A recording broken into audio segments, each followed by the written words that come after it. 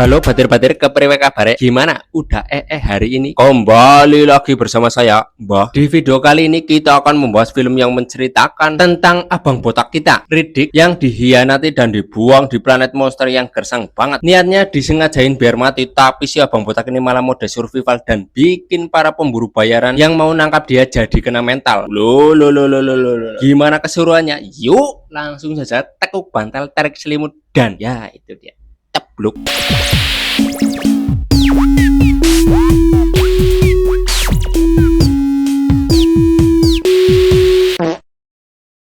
Cerita dimulai di sebuah planet yang benar-benar kayak neraka bocor, panas, gersang, dan gak ada tanda-tanda kehidupan normal. Tiba-tiba, di balik tumpukan batu muncul satu tangan yang gerak-gerak. Pas keluar, ternyata itu adalah babang botak kesayangan kita. Ya, betul sekali, Riddick.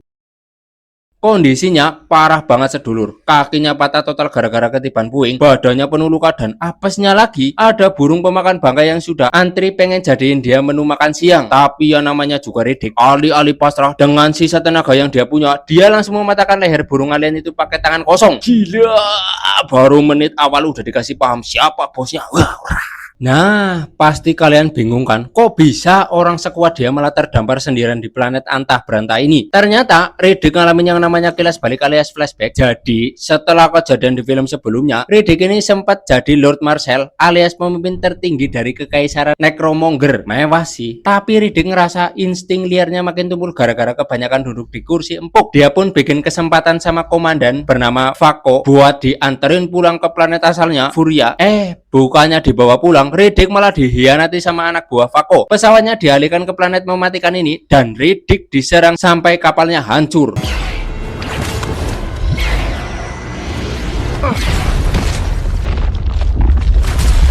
Mereka ngira Riddick udah mati, tapi ya mereka salah besar.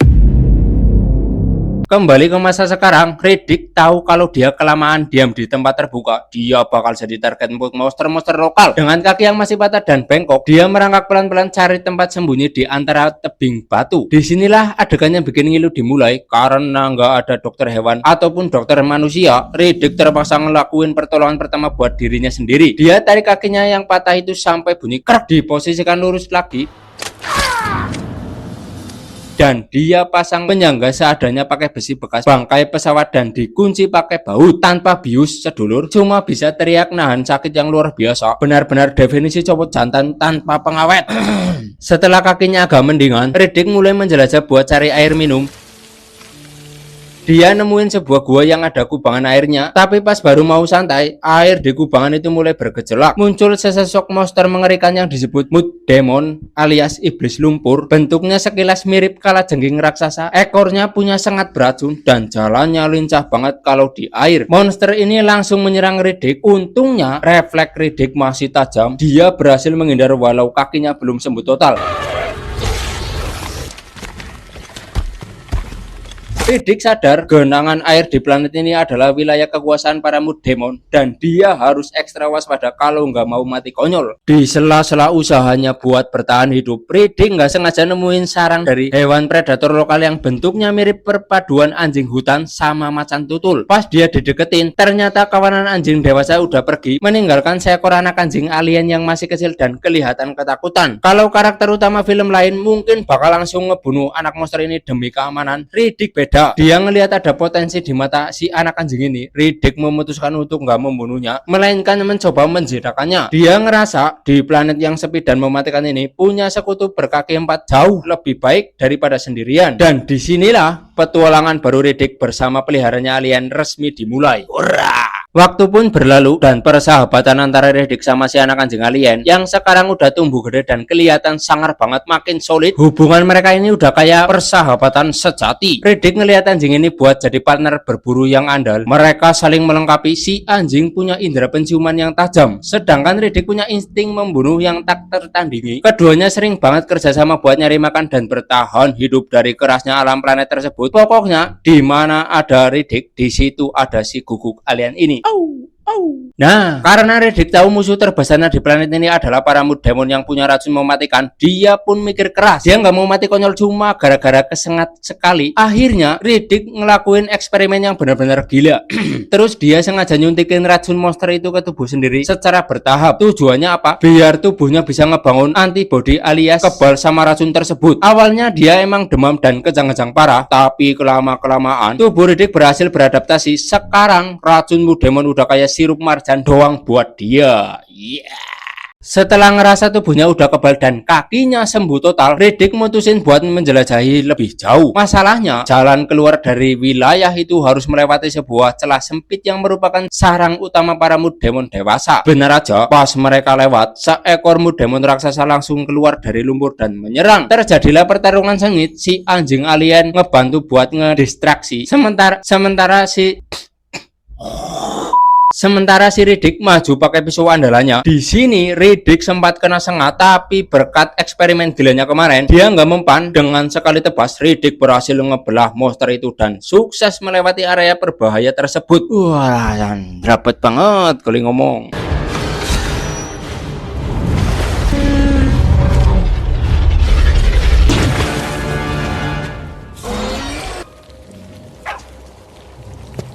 Setelah jalan cukup jauh, Riddick akhirnya ngelihat ada secercah harapan. Di tengah padang tandus berdiri sebuah stasiun navigasi atau posko darurat. Sayangnya, posko ini kelihatan sepi dan udah lama ditinggalin. Riddick pun masuk buat ngeriksa keadaan di dalam. Posko ini ternyata punya fasilitas yang cukup lengkap. Mulai dari stok makanan instan, air bersih, sampai komputer navigasi. Tapi yang paling penting, posko ini punya alat pemancar sinyal darurat alias emergency beacon. Riddick langsung kepikiran sebuah rencana buat bisa keluar dari planet ini.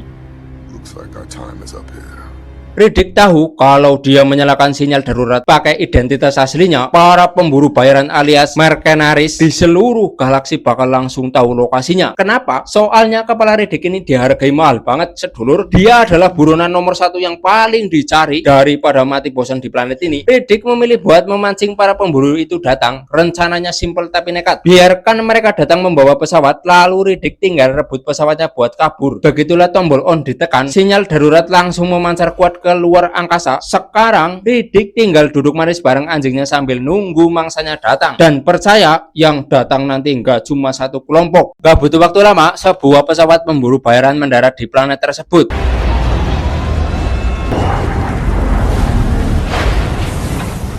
Kelompok pertama yang datang ini dipimpin oleh cowok bernama Santana. Penampilan mereka ini tergolong ugal-ugalan dan gak punya tata krama, tipe-tipe penjahat kelas teri tapi gayanya selangit. Santana ini nafsu banget pengen ngebunuh Riddick demi dapetin hadiah uangnya yang gede. Plus dia pengen bawa kepala Riddick di dalam kotak transparan sebagai pajangan. I've come all this way to collect your head in a box right here. Sombong banget ya Riddick. Siapa ke? Santana. Sombong banget. Padahal belum tahu aja dia lagi berharap sama siapa. Hampir baik dapat. Here comes the neighborhood. Tiba-tiba langit bergemuruh lagi. Muncul pesawat kedua yang jauh lebih gede, canggih, dan kelihatan sangat profesional. Kelompok kedua ini dipimpin oleh Bos John, didampingi sama cewek tomboy yang jago nembak namanya Dal. Berbeda sama Santana yang cuma ngincer duit, Bos John punya motif pribadi. Dia adalah ayah dari John, musuh lama Riddick di film pertama, Pitch Black, film ya. Bos John pengen nangkap Riddick hidup-hidup buat nyari tahu apa yang sebenarnya terjadi sama anaknya. Nah, sekarang di stasiun navigasi udah ada dua kubu yang saling egois dan nggak mau ngalah. Just pull up a chair and spectate for a while.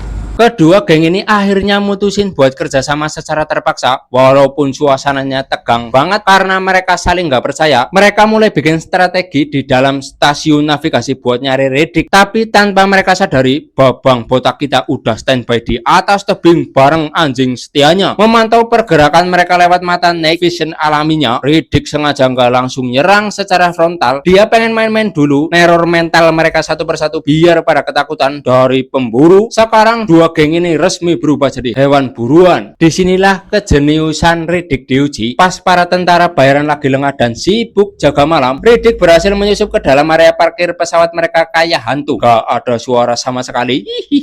Riddick nggak ngebunuh siapa-siapa dulu di adegan ini. Dia cuma ngambil komponen paling penting, yaitu baterai utama alias power cell dari kedua pesawat mereka, lalu menyembunyikannya di sebuah tempat. Logikanya simpel, tapi baterai itu pesawat mereka cuma jadi rongsokan besi yang nggak bisa terbang. Artinya nggak ada satupun dari mereka yang bisa kabur dari planet ini, kecuali kalau mereka bisa menangkap Riddick. Benar-benar skakmat weh bok. Aduh. Pagi harinya kepanikan massal langsung melanda seisi stasiun pas mereka tahu baterai pesawat mereka lenyap. Di tengah kepanikan itu tiba-tiba radio komunikasi mereka bunyi. Riddick ngasih ultimatum yang santai tapi bikin bulu kuduk merinding. Dia bilang, gue cuma butuh satu pesawat buat pergi, kasih gue satu kapal beserta baterainya dan sisanya boleh pulang dengan selamat. Tapi kalau menolak, kalian semua bakal mati di planet ini. Santana yang emosi langsung nantang balik, sedangkan Bos John mulai sadar kalau mereka lagi berhadapan sama monster yang sebenarnya. Keadaan makin genting, ditambah lagi cuaca di luar mulai berubah mendung. We got the fucking nose. Kita masuk ke babak penentuan yang sebenarnya. Suasana di planet ini sudah makin keruh. Bos John mencoba ngajak Riddick negosiasi di area terbuka. Riddick pun muncul dengan gagah, gagah banget kayak lur.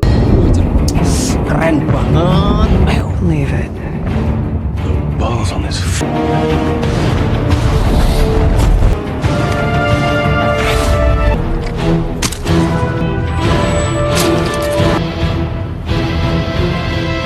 pas lagi negosiasi di area terbuka, si Santana yang emosian udah nggak sabar dan berniat mau langsung nembak Riddick. Tapi anjing alien peliharaan Riddick yang super setia nggak tinggal diam. Melihat tuannya terancam, si guguk alien langsung melesat kayak kilat dan langsung menggigit Santana.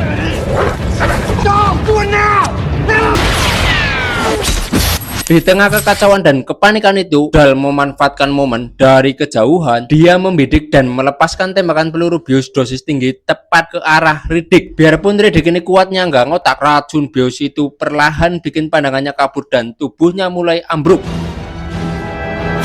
Santana yang kesakitan gara-gara digigit langsung ngamuk sejadi-jadinya. Dengan penuh rasa dendam, dia langsung mengarahkan senjatanya dan menembak mati anjing setia Riddick di tempat. Riddick yang dalam kondisi setengah sadar akibat pengaruh bios cuma bisa melihat peliharaan kesayangannya tewas mengenaskan.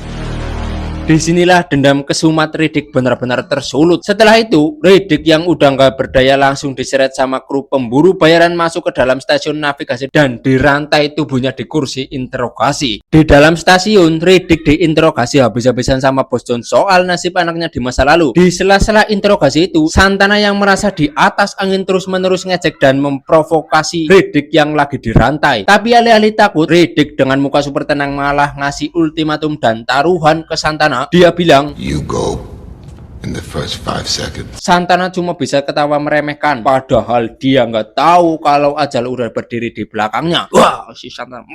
Mimpi buruk akhirnya tiba saat hujan lebat mengguyur planet ini. Jutaan monster Mudemon langsung bangkit dari lumpur dan menyerbu stasiun navigasi. Keadaan berubah jadi horor dan kacau balau. Karena terdesak dan butuh bantuan Riddick, Bos John terpaksa ngelepasin kunci belenggunya dan Riddick langsung beraksi dengan gerakan super cepat. Dia menendang pisau besar milik Santana ke udara, menangkapnya dan langsung menebas leher Santana sampai putus. Mamam gitu. Kepalanya pun terjatuh tepat ke dalam kotak transparan, persis kayak yang dijanjikan. Mamam Santana.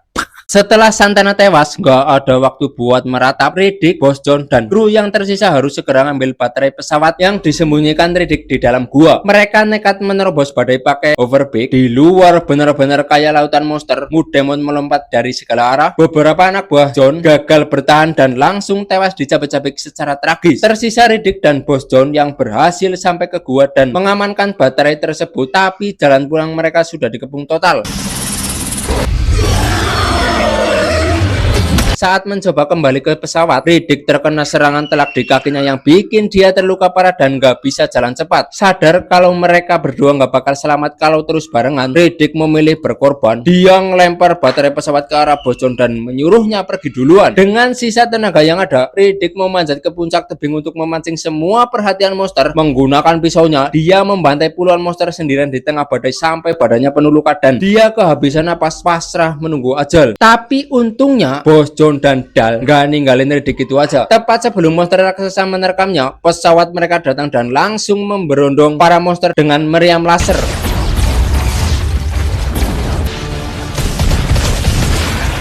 Dal berhasil menarik Riddick masuk ke dalam kapal dengan selamat. Akhir cerita, Riddick mengambil salah satu pesawat untuk pergi sendirian melanjutkan perjalanan mencari planet Furia. Sementara Bos John dan Dal pulang dengan pesawat satunya. Selesai, sedulur. Pesan yang bisa diambil dari video ini adalah jangan menilai sesuatu atau seseorang hanya dari label luarnya. Dengan pendekatan, ketulusan, dan rasa saling menghargai, sosok yang awalnya terlihat seperti ancaman bisa berubah menjadi sekutu yang paling setia saat kita berada di titik terendah. Itu, sampai jumpa di video berikutnya. Saya Mbah.